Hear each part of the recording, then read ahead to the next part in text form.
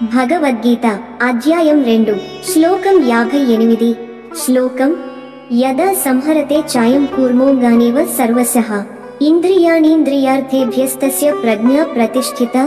మనిషి బాహ్య ప్రపంచంలో జీవిస్తూ అంతర్గతంగా ఎలా స్థిరత్వాన్ని సాధించగలడు? ఈ శ్లోకంలో శ్రీకృష్ణుడు ఒక అద్భుతమైన ఉపమానంతో ఇది వివరిస్తున్నాడు. తాత్విక దృష్టికోణం. ఒక స్థితప్రజ్ఞుడు బయట ఉన్న రంగుల ప్రపంచం ఎంత ఆకర్షణగా ఉన్నా తన చిత్తాన్ని, తన ఇంద్రియాలను ఆ బాహ్య వసతుల నుండి ఉపసంహరించగలడు. అలా ఉపసంహరణం జరిగినప్పుడు అతని బుద్ధి, జ్ఞానం స్థిరంగా ఉంటుంది. అతడు లోపల ప్రశాంతంగా, అజేయంగా ఉంటాడు. జీవితానికి వర్తించదగిన సందేశం. మన 5 ఇంద్రియాలు దృష్టి, శ్రవణ, ఘ్రాణ, రుచి, స్పర్శ ప్రతి క్షణం మాయాజాలంలో తలదూర్చాలని చూస్తుంటాయి.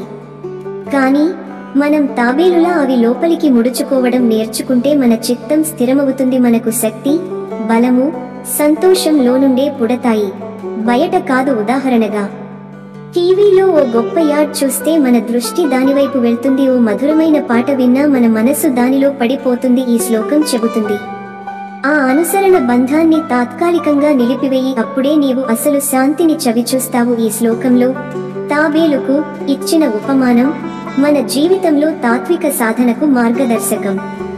బయట ప్రపంచంలో మునిగిపోకుండా లోపలికి తలదాచే శక్తిని పొందాలి. అదే స్థిత ప్రజ్ఞత, అదే నిజమైన జ్ఞానం. తదుపరి శ్లోకం అర్ధరాత్రి 3కు 1 నిమిషంలో ఈ తత్వాన్ని ఇంకా లోతుగా విశ్లేషిస్తాడు కృష్ణుడు. ఓం శాంతి శాంతి శాంతి. కామెంట్లలో మీ అభిప్రాయాన్ని చెప్పండి, లైక్ చేయండి. ఈ తాత్విక సందేశాన్ని మీ మిత్రులతో షేర్ చేసుకోండి. తదుపరి శ్లోకానికి ఛానల్ సబ్స్క్రైబ్ చేయండి. ధన్యవాదములు. జై శ్రీకృష్ణ.